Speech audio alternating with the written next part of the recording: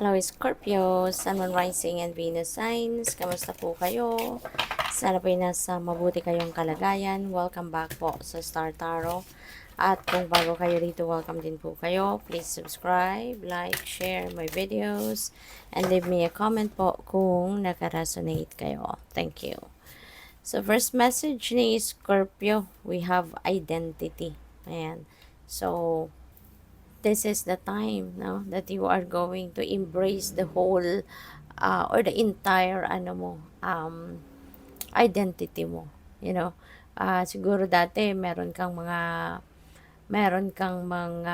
pretensions, maaring meron kang mga parang may mga ilang ugali ka siguro, or karakter, mga ganon, ano, na hindi mo tinatanggap, hindi mo kino-consider as part of you, as part of your personality, pwedeng may ganon.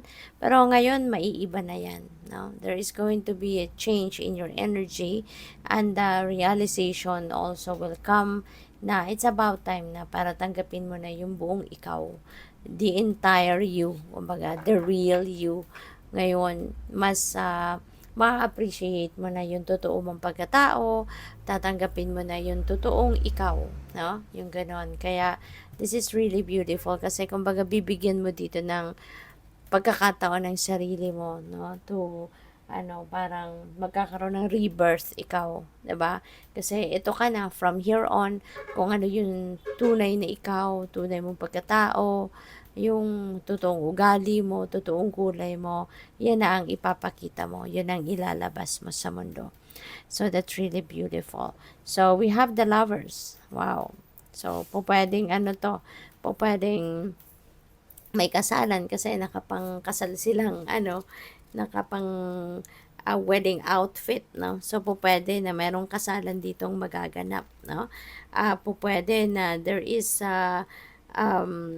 bond or strong bond between two people na mangyayari. Pwedeng ikaw, 'di ba, ang ikakasal, pwedeng ikaw at ang person mo, no, papunta na kayo sa pag-level up ng inyong commitment, and napapunta na kayo sa pag-aasawa, pagsa-settle down in marriage. Kaya congrats. So, we also have number 16, romantic. Ayan. So, you're going to be very romantic, 'di ba? Ngayon. At yung romantic prowess na yan, you will be, tawag dito, i-express mo na yan ng walang pretensions, no?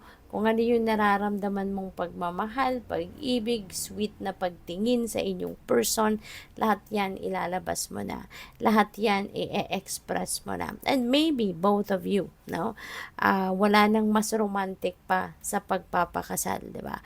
Wala nang mas romantic pa sa pag-aasawa, 'di ba? Because you're going to decide to be together forever, 'di ba? Yung habang buhay kayo, 'di ba? Magkasama or magdadamayan, magmamahalan. So, wala nang mas romantic pa dyan. Kaya, this is really a very cute story, no? Na maaring meron kayo ngayon. So, good luck. And maraming salamat, no, for subscribing. And if you haven't subscribed yet, subscribe na po kayo. At doon sa mga hindi po nag-skip ng ads, maraming salamat din.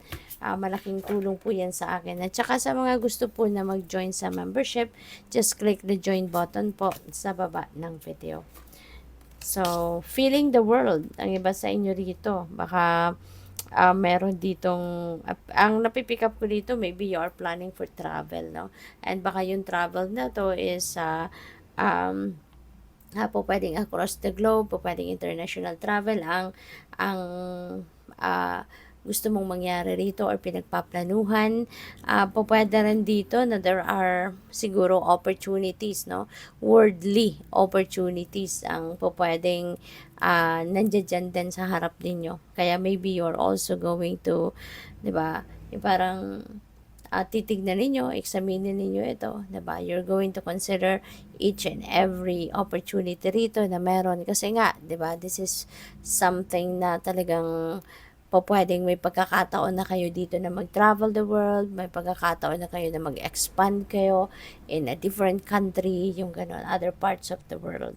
So, we have the beyond the ordinary. Wow. So, ang iba din sa inyo rito, there is a realization, no? Maaring you are going to come up with a realization dito na life in itself is a mystery. 'Di ba? Kasi pwedeng maraming nangyayari sa buhay mo na hinahanapan mo ng rason, hinahanapan mo ng ng purpose, 'di ba? Bakit ito nangyayari? Anong dahilan, 'di ba? Maaring ganyan kayo dati, no? Na iniisip ninyo, hinahanapan ninyo ng justification ng bawat nangyayari, but life in itself is a mystery, 'di ba? Ang daming mga nangyayari na hindi natin maintindihan, no? Kahit gaano gaano ka magsikap, no, na hanapin ang rason, anong dahilan, 'di ba? May mga bagay talaga na hindi natin, we will be left talaga hanging, 'di ba? Hindi natin malaman, hindi natin ma-find out.